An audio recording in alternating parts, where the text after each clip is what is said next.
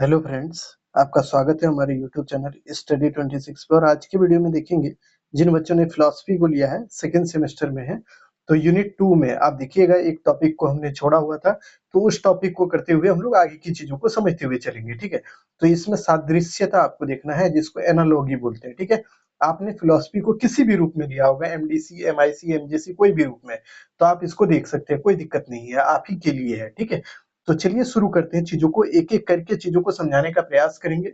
चीजों को ज्यादा इधर उधर करने के बजाय हम लोग टू द पॉइंट बातें करेंगे। ठीक है, क्योंकि अभी आपका समय बहुत कम है आपके पास, और आपको टू द पॉइंट पढ़ने की आदत भी डाल लेनी चाहिए। इधर उधर बातें ना सुने तो बेहतर है। ठीक है, तो चलिए पहला क्वेश्चन जो आपके लिए बनता है यूनिट 2 से, तो उसको देखते हुए चलिएगा। सादृश्यता से आप क्या समझते हैं, इसके लक्षणों का वर्णन करें। ये आपसे क्वेश्चन अगर पूछता है तो इसका क्या उत्तर लिखिएगा, वही चीज आप देख लीजिएगा आज। ठीक है, तो पहले हम लोग समझने का प्रयास करेंगे कि सादृश्यता होता क्या है।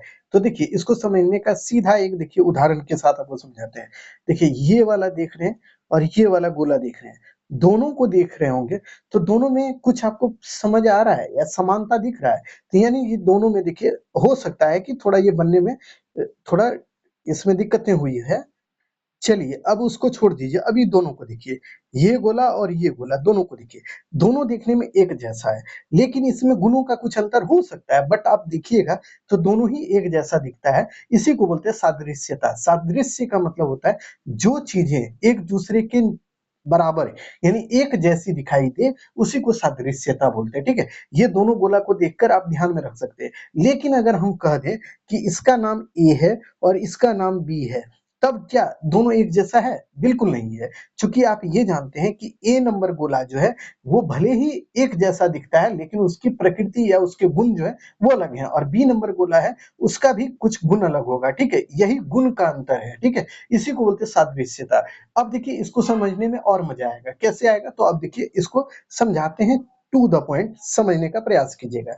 तो देखिए, सादृश्यता होता क्या है? तो सादृश्यता जो है ना, अनुमान का एक प्रकार है। ठीक है, एक बात यही ध्यान में रखिएगा कि ये सादृश्यता जो है अनुमान का एक प्रकार है।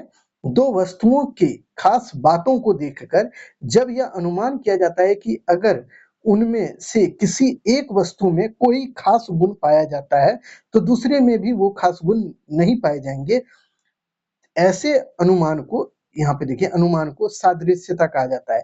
यानी कि सीधा मतलब ये बताया कि ये दोनों गोला को आपने देखा और दोनों को देखा, तो आपको लगेगा ना कि ये दोनों ही एक दूसरे के सादृश्य हैं, यानी एक जैसे हैं। सादृश्यता का मतलब होता है ना, दोनों चीजें एक जैसी दिख रही है। बट अगर इसका जांच कीजिएगा तो पता चलेगा इसमें ए नामक गुण है और इसमें बी नामक गुण है, यानी दोनों का गुण अलग अलग है। जब जांच कीजिएगा तब ना, इससे पहले तो आपको यही लगा कि भाई दोनों एक दूसरे के तरह लग रहे हैं या दिखने में एक जैसे हैं, तो ये दोनों ही सादृश्य हैं। ठीक है, तो यही चीज ध्यान में रखिएगा, जब दो वस्तुएं एक जैसे दिखाई दे उसी को सादृश्य बोलते हैं। ठीक है, अब आइए अगले टॉपिक को समझते हुए चलिएगा।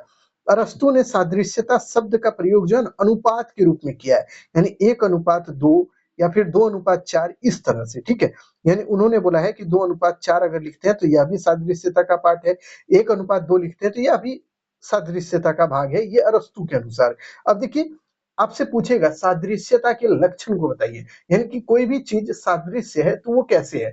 तो देखिए, पहली बात तो हम आपको बताएं कि सादृश्यता जो है अनुमान पर आधारित है, और अनुमान के लिए ये जरूरी नहीं होता है कि वो सही ही हो। अनुमान कभी कभी सही भी होता है और कभी कभी गलत भी हो जाता है। जैसे आप ही को लगता होगा कभी कभी कि आज बारिश होने वाली है, और कभी कभी देखिएगा उस दिन बारिशें नहीं होती है, यानी पूरा बादल एकदम घटा बना हुआ है और बारिश का आपका एकदम अनुमान लगाए कि एकदम बारिश अभी होगी, जोरदार होगी, और बारिश नहीं हुआ, तो क्या होता है? अनुमान गलत हो गया ना आपका।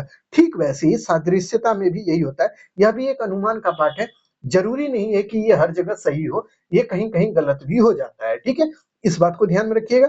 अब इसके लक्षण को देख लीजिए, इसके जो मेन फीचर्स हैं उसको देखिए। तो देखिए, सादृश्यता का अनुमान दो वस्तु के बीच कुछ खास बातों के आधार पर किया गया अनुमान होता है। यानी कि देखिए, दो वस्तु ए बी वाला जो गोला दिखा है, उनके बीच कुछ खास जो चीजें हैं उसके आधार पर अगर कोई अनुमान लगाते हैं तो इसी को बोलते हैं सादृश्यता। ठीक है, उसके बाद देखिए, इसका निष्कर्ष हमेशा संभावित होता है।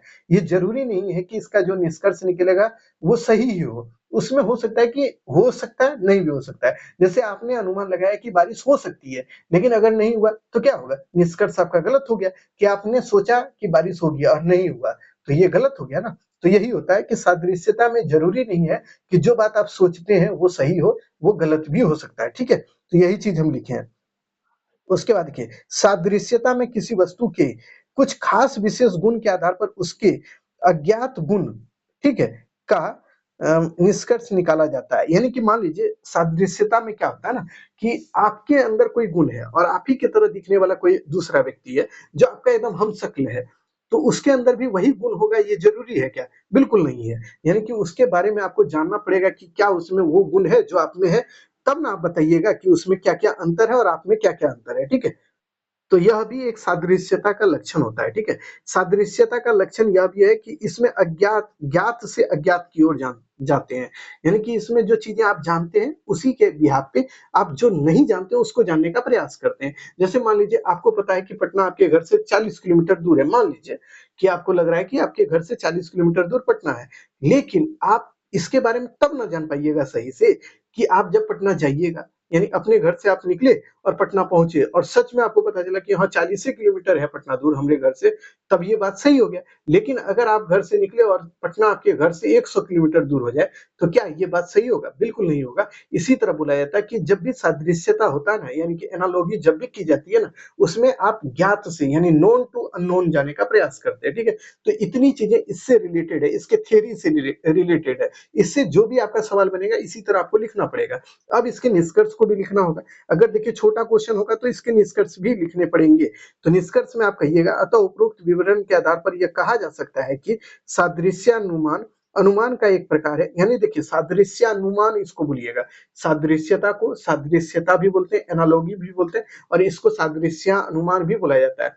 ये अनुमान का ही एक पार्ट होता है जिसके अंतर्गत किसी भी वस्तु के खास गुण के आधार पर उसके अज्ञात गुण के बारे में अनुमान लगाया जाता है। यानी कि आपके अंदर मान लीजिए एक गुण है कि आप बहुत पढ़ते हैं, तो उससे फिर देखिए ज़रूरी नहीं है कि आप एग्ज़ाम दीजिएगा तभी आपको अच्छा नंबर आएगा, तभी पता लगेगा लोगों को कि ये बढ़िया लड़का है। आप देखिएगा, आपने गाँव में ही छोटा बच्चा को देखा होगा, जिसके बारे में आपके दिमाग में होगा कि ये लड़का पढ़ता है, ये अच्छा करेगा बाद में जाके। तो यही ना होता है कि आप उसके गुण के आधार पर ये निर्णय ले लिए कि भाई ये बड़ा होगा तो ये बढ़िया कुछ कर लेगा। तो वही होता है, इसी को बोलते हैं अनुमान या सादृश्यता, ठीक है? उसके बाद देखिए यह आवश्यक नहीं है कि सादृश्यता सही ही हो, यह सत्य और असत्य दोनों हो सकता है। यानी कि आप जो अनुमान कर रहे हैं, ये ज़रूरी नहीं है कि वो सही हो। यानी आपने अनुमान किया कि बारिश होगी और बारिश नहीं होती है तो क्या हुआ? ये अनुमान आपका गलत हो गया। लेकिन यही अनुमान आपका सही हो जाए कि बारिश आपने अनुमान किया कि अभी बारिश होगी और बारिश हो गया, तो क्या होगा? ये सही हो जाएगा।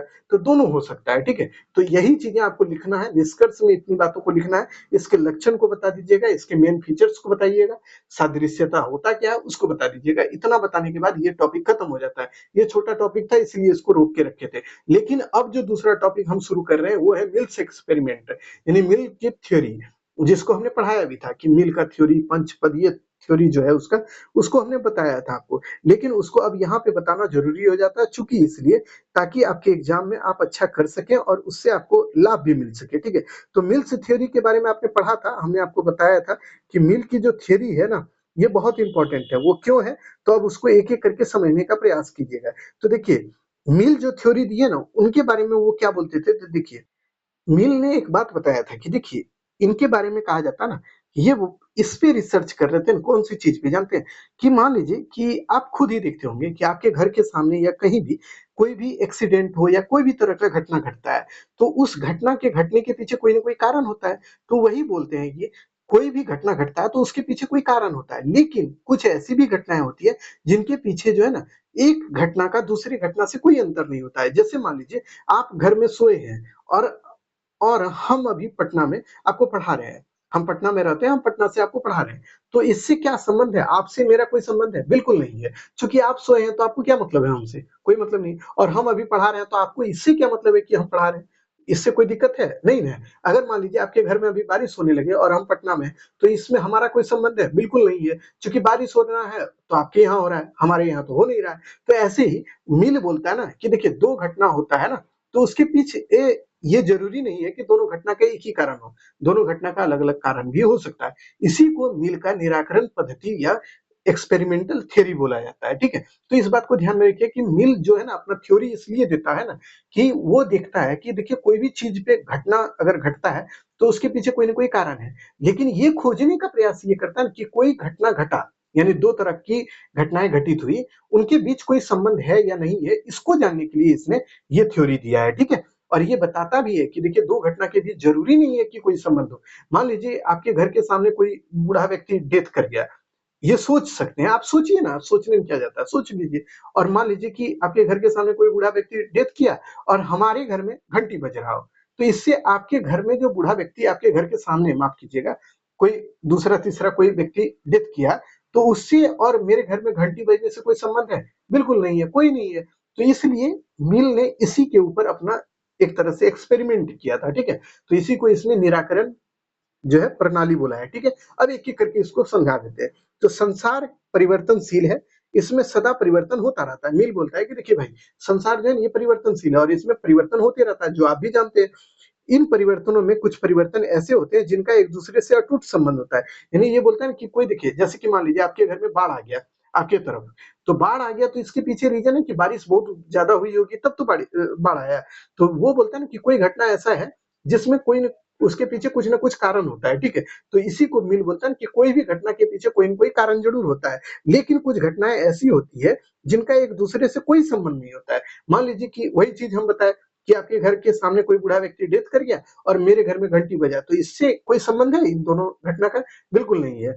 तो वही बोलता है, उसके बाद देखिए, एक साथ ही इस संसार में कई घटनाएँ घटित होती हैं, जिनका एक दूसरे से कोई संबंध नहीं होता है। ऐसी घटना को असंबंधित घटना कहा जाता है। मिल ने किसी घटना से और संबंधित घटनाओं का पता लगाने हेतु 5 प्रणाली का उल्लेख किया है, जिन्हें मिल का निराकरण प्रणाली कहा जाता है। यानी मिल के द्वारा यही चीज़ को बताने के लिए ना कि एक घटना का दूसरी घटना से हो सकता है कि संबंध हो और नहीं भी हो सकता है।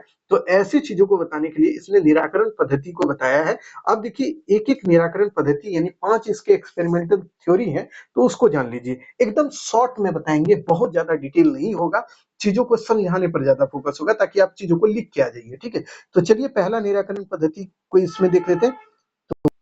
पहला निराकरण पद्धति है अन्वय प्रणाली। तो अन्वय प्रणाली उसे कहते हैं ना किसे, तो उसको भी देख लीजिए।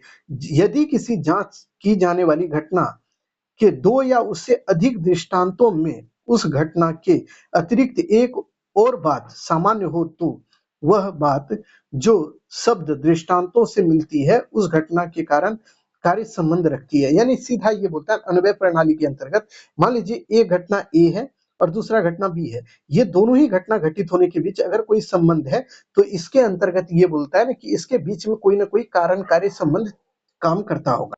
अन्वय प्रणाली का अगला पार्ट जो है उसको समझिएगा। ये मिल बोलता है ना कि मान लीजिए एक घटना आपके यहाँ घटित हुआ, कोई घटना घटित हुआ और दूसरा घटना भी घटित कोई हुआ।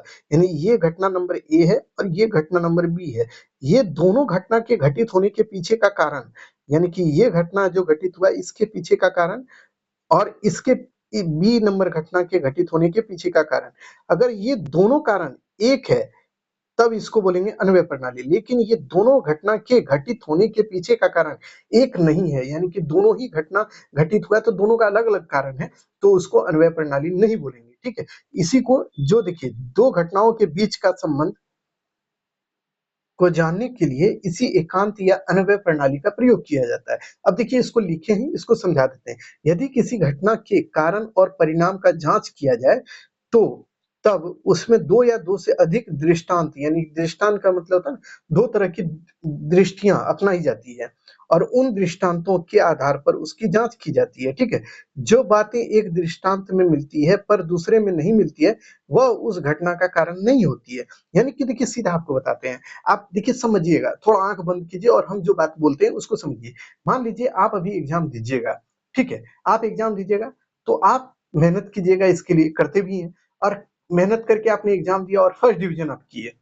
तो ये क्या हुआ? ये जो आपने घटना आपके साथ हुआ कि आपने एग्ज़ाम दिया, आपका नंबर अच्छा आया, आप फर्स्ट डिवीज़न किए। तो ये क्या हुआ? इसका कारण ये बना ना कि आपने उसके पीछे मेहनत भी किया था। यानी आपने बढ़िया मेहनत किया तो आपको बढ़िया रिज़ल्ट आया। लेकिन कोई बच्चा मान लीजिए, आप अपने ऊपर नहीं लीजिएगा, मेरे ऊपर ले लीजिए। हमने कोई एग्ज़ाम दिया और उसमें हमको अच्छा नंबर नहीं आया, ठीक है? तो वो हमारी किस बात को प्रदर्शित करता है? तो वो मतलब ये बताता है कि हमने मेहनत नहीं किया, तब तो हमको अच्छा नंबर नहीं मिला। तो ये देखिए, आपके घटना और मेरे घटना में क्या अंतर है? आपने मेहनत किया तो आपको अच्छा नंबर मिला और हमने मेहनत नहीं किया तो हमको अच्छा नंबर नहीं मिला। तो इन दोनों घटना के बीच में मतलब कोई संबंध है? बिल्कुल नहीं है। तो इसको अन्वय प्रणाली नहीं कहेंगे। लेकिन अगर मान लीजिए हमने भी मेहनत किया और हमको भी अच्छा नंबर मिला और आपने भी मेहनत किया, आपको भी अच्छा नंबर मिला, तो दोनों का कारण क्या था कि दोनों ने मेहनत किया तब तो नंबर अच्छा मिला। तो इसी को बोलते हैं अन्वय प्रणाली, जिसमें दोनों घटनाओं के बीच में जो कारण हो ना वो एक ही हो, तब वो अन्वय प्रणाली कहेगा, ठीक है? तो वही चीज हम लिखे हैं, वह जो सभी दृष्टांतों में हो उसे ही उस घटना का कारण माना जाता है। यदि सभी दृष्टांतों में एक ही घटना सामान्य मिलती है, अतः उसे ही कारण माना जाता है। यानी कि मान लीजिए दो घटनाओं के बीच में एक ही कारण मिले, यानी एक जैसा कारण मिले, यानी कि वही वाला जो चीज अभी समझाया आपको कि हमने भी मेहनत किया, आपने भी मेहनत किया और फर्स्ट डिवीजन दोनों कर गए। तो दोनों कर गए तो क्या हुआ? दोनों के पीछे का कारण क्या था कि हम दोनों ने मेहनत किया। तो दोनों का ही कारण, दो घटना का कारण एक है, तो उसको बोलेंगे अन्वय या एकांत प्रणाली, ठीक है? तो एकान्वय जिसको बोलते हैं, एकान्वय प्रणाली या अन्वय प्रणाली। तो ये बात ध्यान में रखिएगा, जब दो घटनाओं के बीच में एक ही कारण हो तो उसको एकान्वय प्रणाली या अन्वय प्रणाली कहा जाता है, ठीक है? अब दूसरा जो है उसको देखिएगा, दूसरा कौन है? दूसरा है व्यक्तिरेख प्रणाली। तो व्यक्तिरेख प्रणाली क्या है उसको अब देखिए। व्यक्तिरेख प्रणाली को समझने के लिए सबसे पहली बात आपको समझा दें, अन्वय प्रणाली के द्वारा कार्य कारण संबंध का संकेत तो मिलते हैं, पर इसके प्रमाण नहीं मिलते हैं। वैसे संकेत को सिद्ध करने के लिए व्यक्तिरेख प्रणाली की सहायता ली जाती है। यानी कि आपने देखा कि अन्वय प्रणाली में क्या होता है कि दो घटनाओं के बीच में कोई संबंध है तो उसके बारे में पता चल जाता है, लेकिन उसके बारे में जो है ना सही चीज नहीं जानकारी मिलती है कि ये सही है कि यही घटना के कारण दोनों को रिजल्ट एक जैसा मिला, ये नहीं पता चलता है। इसी चीज को पता करने के लिए ये दूसरे प्रणाली व्यक्तिरेख प्रणाली का यूज किया जाता है। यदि कोई एक दृष्टांत में जिसमें जांच की जाने वाली घटना हो और दूसरे दृष्टांत में, यहाँ पे दृष्टांत रखिएगा, में जिसमें वह घटना नहीं हुई हो, केवल यही भेद पाया जाता है, तो प्रथम दृष्टांत में किसी एक बात का भाव हो और केवल उसी का दूसरे में अभाव हो, तो उसे उस बात में कारण कार्य संबंध रहता है। यानी आपको समझा दें, यानी कि देखिए दो घटना आप लिए और दो घटना में जो है उसके घटित होने के पीछे एक कारण हो, तब तो उसको बोलेंगे अन्वय प्रणाली। यानी कि दोनों ही घटना घटित हुआ और दोनों का एक ही कारण है तो उसको अन्वय बोलेंगे। लेकिन जब दो घटना घटित हुआ और दोनों का कारण कार्य, यानी कि दोनों का कारण एक जैसा नहीं है, तो इसके बीच का संबंध जो कहेगा ना उसी को बोलते हैं कारण कार्य संबंध प्रणाली, ठीक है? अब इसी में देखिए व्यक्तिरेख प्रणाली को और अच्छे से समझने के लिए एक चीज और आपको बता दें कि व्यक्तिरेख प्रणाली एक ऐसा प्रणाली है ना जिसमें सभी बातें भले ही समान होती हों, लेकिन कुछ बातें दो दृष्टांतों में अंतर पाई जाती है। यानी कि आपको हम बताएं कि आप फर्स्ट डिवीजन किए और हम फर्स्ट डिवीजन किए, दोनों का कारण क्या है कि हम लोग दोनों मेहनत किए तब पास किए। तो ये तो दोनों का एकदम एक जैसा बात है, लेकिन इसके अलावा भी कुछ अंतर होगा कि आपने कुछ अलग एफर्ट लगाया होगा और हमने कुछ एफर्ट लगाया होगा अलग से, तब हम दोनों को अच्छा नंबर मिला। ठीक है, तो वही अंतर कुछ ना कुछ होता है। यानी दो घटनाओं के दृष्टांत का मतलब होता है ना घटना, आप याद रखिएगा। यानी कि दो तरह की जो इंसिडेंट होती है उसको ध्यान में रखिएगा। दृष्टांत देखिए, फिलॉसफी का वर्ड थोड़ा डिफिकल्ट होता है, ये बात हम स्वीकारते हैं, लेकिन अगर आप उसको मतलब बोझिल बनाइएगा ना तो आपके लिए वो दिक्कत होने वाला है। लेकिन उसी को आप एक तरह से सीढ़ी के रूप में यूज कीजिएगा ना, तो वही चीज आपको एक तरह से सफलता की ओर अग्रसर कर देगा, ठीक है? तो इस बात को ध्यान में रखना है, कोई भी चीज भारी नहीं है, बस उसको पढ़ने का तरीका बदलिए और नई चीजों को एक्सेप्ट करने का प्रयास कीजिए। ऐसा नहीं है कि जो आप जानते हैं वही चीजें बहुत है, पर्याप्त नहीं है वो, आपको नई चीजें भी जानने की प्रयास करनी होनी चाहिए, ठीक है? तो इस बात को ध्यान में रखिएगा। इन्हीं चीजों का जांच किया जाता है इस प्रणाली के अंतर्गत, ठीक है? यानी कि देखिए व्यक्तिरेख प्रणाली में यही जांच किया जाता है ना कि दो घटनाओं के बीच बहुत तरह का मतलब समानता है, लेकिन उसमें जो अंतर है ना उसको जांचने का प्रयास किया जाता है। उदाहरण के रूप में मान लीजिए दो बच्चे हैं जिसमें से एक बच्चा बीमार हो जाता है। बीमारी के बारे में जब जांच किया जाता है ना तो जब उसमें जांचा जाता है तो दोनों बच्चों के बारे में पता किया जाता है कि दोनों ने खाया क्या होगा। तो दोनों के बारे में पता चलता है कि दोनों ने दाल भात चावल सब्जी खाया था। लेकिन उसके बाद पता चलता है ना कि देखिए एक बच्चा को बीमारी इसलिए, यानी कि देखिए आपको सीधा हम देखिए समझा देते हैं कि मान लीजिए आपके घर में 2 गो बुतरू है, ठीक है? बुतरू मतलब बच्चा बाबू, समझ ही गए होंगे। तो ये दोनों बच्चा है और दोनों को आप खाना-पीना खिलाए दिन में, आपकी मम्मी खिला दी, चावल, दाल, सब्जी दोनों खाया और दोनों खाया लेकिन एक वो उसमें से बीमार हो गया। तो आपको पता चला कि भाई बीमार क्यों हुआ? तो आप लोग सोचिएगा ना कि चावल, दाल, सब्जी खाया इसलिए बीमार तो नहीं ना हो गया। तो आपको लगेगा कि भाई देखिए अगर उससे बीमार होता तो दोनों होता, एक-एक को काहे हुआ? तब आप जब उसके बारे में जानने का प्रयास कीजिएगा ना, तब पता चलेगा जो बच्चा बीमार हुआ ना, वो आइसक्रीम खा लिया था चुपचाप लुका के। तो आइसक्रीम खाया इसलिए वो बीमार हो गया। ठीक है? तो यानी यही बोलता है व्यक्तिरेक प्रणाली कि कोई भी घटना के पीछे हो सकता है कारण एक हो, लेकिन उसके पीछे जब आप जाँच कीजिएगा ना, तो हो सकता है कुछ और भी कारण निकल जाए, इसी को बोलते हैं व्यक्तिरेक प्रणाली, ठीक है? तो यही चीज़ है। इसको ध्यान में रखिएगा, ठीक है? अब देखिए तीसरा जो है, उसको भी अब देख लीजिएगा कि कौन-सा प्रणाली है, तो वह है अन्वय व्यक्तिरेक प्रणाली। अन्वय व्यक्तिरेक प्रणाली क्या है? किसी भी घटना की उपस्थित रहने पर कोई दूसरी घटना की भी उपस्थित रहे तो यह पूर्ण रूप से सिद्ध नहीं होता है कि दोनों के कारण कार्य संबंध है। यानी कि कोई घटना घटित हुआ और दूसरा भी कोई घटना घटित हुआ, तो दोनों के बीच में एक ही तरह का कारण अगर उपस्थित है, तो ये ज़रूरी नहीं है कि इन दोनों के बीच में कारण-कार्य संबंध है। यानी इसमें कुछ अंतर हो सकता है। वही चीज़ जो पहले बताए थे। निश्चित रूप से इसे सिद्ध करने के लिए अभावात्मक दृष्टांत भी देखने आवश्यक है, अर्थात वैसे दृष्टांत जिसमें उस घटना के अभाव हो। यानी कि देखिए कोई भी दो घटना घटित हुआ ना, उसके पीछे दोनों के पीछे कारण मान लीजिए एक है, लेकिन आपको उसके बारे में यह भी जांच करना होगा ना कि कौन से अभाव वाली चीजें हैं जिससे कि ये घटनाएं घटित हो सकती है, यानी कि जिसका अभाव है इस घटना के घटित होने में, उसको भी जांचना चाहिए। उसी को बोला जाता है अन्वय व्यतिरेक प्रणाली, ठीक है? उसके बाद यदि उसमें नहीं उपस्थित रहने का घटना भी अनुपस्थित रहती है तो प्रमाण मजबूत हो जाता है। यदि आपको सीधा बता दें ना कि 2 घटना घटित हुआ, उसके बीच में जो कारण है, उसमें उसके आधार पर तो आप कोई भी घटना को जान ही रहे हैं। लेकिन उसके अभाव वाले कारण को भी जानना होगा, यानी कि जिसके बारे में आपको जानकारी नहीं है, उस कारण को भी जानें और उससे दोनों घटनाओं के बारे में आपने जानने का प्रयास किया और उसमें कोई कार्य कारण संबंध यानी कि दोनों ही घटनाओं के बीच में कोई अभाव वाला चीज़ आपको दिखे, तो ये होता है ना कि ये दोनों घटनाओं के बीच में कारण कार्य संबंध नहीं काम करता है, ठीक है? तो इसी को बोलते हैं अन्वय व्यतिरेक प्रणाली, ठीक है? हम जान रहे हैं कि आपको समझ में नहीं आया होगा, थोड़ा-सा डिफिकल्ट हुआ होगा, लेकिन इसके लिए आपको एक सही सलाह दें, तो सलाह यही है कि मिल का एक्सपेरिमेंटल थ्योरी एगो अलग से पढ़ाए हैं, ठीक है? वहाँ पे बहुत डिटेल पढ़ाए हैं, उसको एक बार देख लीजिए, तब इसको देखिएगा तब मज़ा आ जाएगा, ठीक है? ये रिवीजन के तौर पर हम करा रहे हैं, ऐसा नहीं है कि आपका एकदम पूरा एकदम बढ़िया से डिटेल कर रहे हैं, नहीं कर रहे हैं। हम सीधी बात बोलते हैं ना, हमारा फोकस ये है कि आपका एग्ज़ाम पास करा दें, ठीक है? ऐसा नहीं है कि आपको बहुत ज़्यादा नंबर मतलब बहुत ज़्यादा आपको नॉलेज देके आपको ज्ञानी बना दें। वो काम हम पहले ही कर चुके हैं, चूँकि इस सब का वीडियो बना हुआ है। इसको आप पहले से देखे नहीं हैं तो क्या करें हम? हम तो मैराथन करा रहे हैं, मैराथन में थोड़ा स्पीड होगा चूँकि चीज़ें बहुत ज़्यादा होती है और उसमें चीज़ों को जल्दी-जल्दी कराना भी पड़ता है, चूँकि कम समय में ज़्यादा चीज़ हम देने का प्रयास कर रहे हैं, ठीक है? अब आ जाइए दूसरा अवशेष प्रणाली। अवशेष प्रणाली क्या है उसको देखिएगा। प्रकृति में प्रायः कई कारण मिलकर किसी कार्य की उत्पत्ति करते हैं। ये तो आप जानते हैं कि कोई बहुत तरह के कारण मिलते हैं तो कोई भी काम होता है या कोई भी घटना घटित होता है। यदि ऐसी घटनाओं में बहुत सी बातों का कारण मालूम रहे तो शेष बातों का कारण इस प्रणाली द्वारा सिद्ध होता है। यानी कि देखिए, अगर मान लीजिए आपको पता है कि बहुत से घटना घटित हुआ, उसके पीछे बहुत से कारण थे, तो ठीक ऐसे ही घटनाओं से संबंधित कारणों का पता अगर हो ना, तो आप जान पाइएगा कि इस प्रणाली द्वारा जो घटनाएँ शेष बातें जो हुई है ना, उसके पीछे कौन-कौन सी बातें हुई है, उनको आप कारण है, उनको भी आप जान पाइएगा। यानी मान लीजिए आपको समझा दें कि यहाँ पे देखिए बहुत तरह का कारण होता है और बहुत तरह की घटना होती है। इन घटनाओं के बीच में जो संबंध है ना, उसको जानने के लिए इस प्रणाली का यूज़ किया जाता है, सीधा यही है, ठीक है?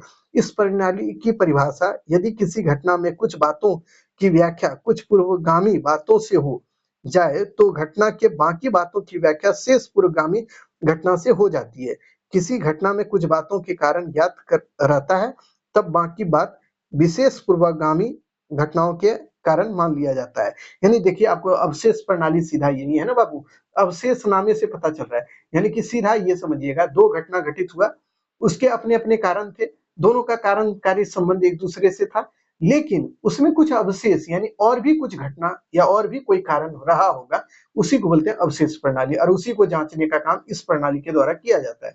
यानी कि सीधा मतलब अभी से सीधा समझिए कि आप और हम दोनों जा रहे हैं मार्केट और दोनों में से दोनों हम लोग गिर गए तो गिरने के पीछे बहुत कारण होगा, लेकिन ऐसे आपको बता दें, एक कारण ये होगा कि हम लोग स्पीड में होंगे, दूसरा कारण होगा कि हम लोग को गाड़ी चलाना नहीं आता होगा, तीसरा कारण ये होगा कि रोडें खराब होगा, चौथा कारण ये होगा कि गड्ढा होगा रोड में इसलिए हम लोग गिर गए। अब देखिए इसके अलावे भी कारण हो सकता है जिसको हम लोग नहीं जानते हैं, वही जो अवशेष कारण है ना, उसी को ज्ञात करने का काम अवशेष प्रणाली के अंतर्गत किया जाता है। यही चीज आपको समझना है, ठीक है। अब आ जाइए अगला जो है उसको भी देख लीजिए, ग्रह परिवर्तन प्रणाली। ये क्या होता है उसको भी देखिए। जिस क्षेत्र में घटनाओं का परिमाण की माप हो जा सकती है वह अन्वय प्रणाली और व्यतिरेक प्रणाली एक दूसरे रीति के प्रयोग होता है, इसको ग्रह परिवर्तन प्रणाली कहते हैं।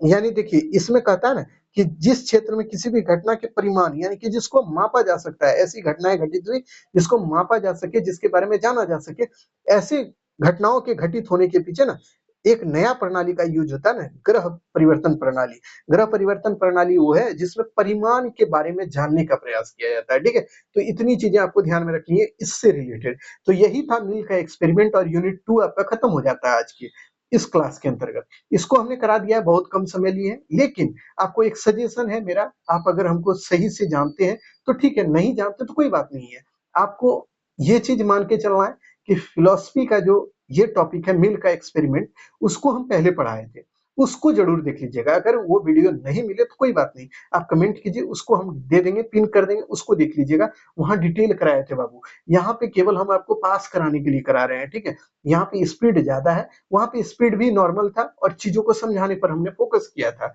तो उसको जरूर देख लीजिएगा। और आज के वीडियो में हमने कोशिश किया कि पूरे के पूरे टॉपिक को समेट देने का, यूनिट 2 को खत्म कर देने का। फिलोसफी थोड़ा टफ सब्जेक्ट है, ये बात मानने में कहीं से हमको कोई दिक्कत नहीं है, आप भी जानते हैं। लेकिन इस टॉपिक को आसान तभी बनाया जा सकता है जब इस पे मल्टीपल बार आप रिवीजन करें, ठीक है। तो इन चीजों को रिवीजन जरूर कीजिएगा। यूनिट 1 हो चुका है, यूनिट 2 हो चुका है, यूनिट 3 भी हो चुका है। तो तीनों टॉपिक को आप जरूर एकदम मल्टीपल बार देखिए। ऑब्जेक्टिव करा दिए, इसका एक ऑब्जेक्टिव और डाल देंगे, एकदम जल्द ही आपको दे देंगे एक दिन के अंदर। तो आप उसको भी कर लीजिएगा। बाकी चीजें समाप्त हो गई। अब आते हैं नए टॉपिक के साथ, इसमें जुड़ेंगे और नई चीजें आपको बताएंगे, ठीक है। तो आज के लिए इतना ही। वीडियो पसंद आए तो अपने दोस्त यार में शेयर जरूर कर दीजिएगा। चलिए फिर मिलते हैं नए वीडियो में।